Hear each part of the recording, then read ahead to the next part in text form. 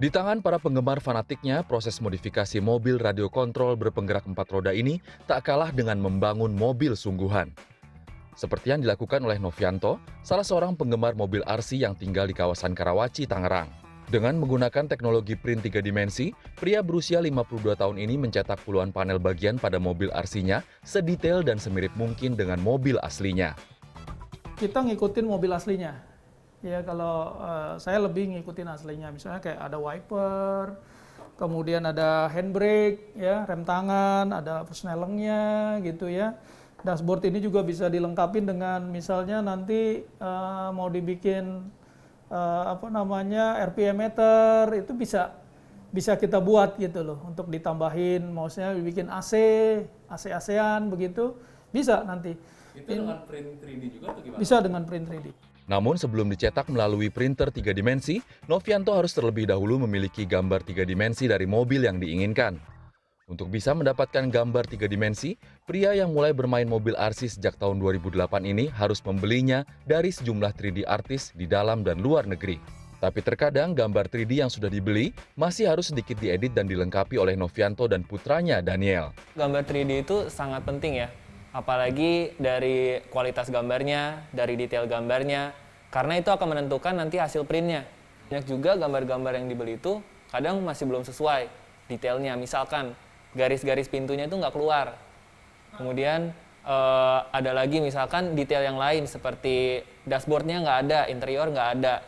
Itu yang nanti tugas saya adalah melengkapinya.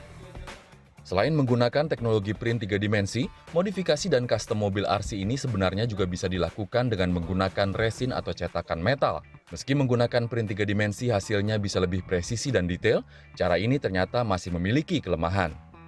Minusnya, dia harus finishingnya nih harus ada ekstra.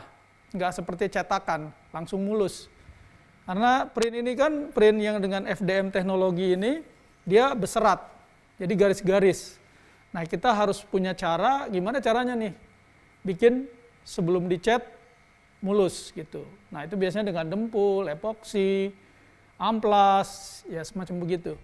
Proses detailing dan finishing pada mobil-mobil RC yang dibangunnya memang mendapat perhatian khusus dari Novianto.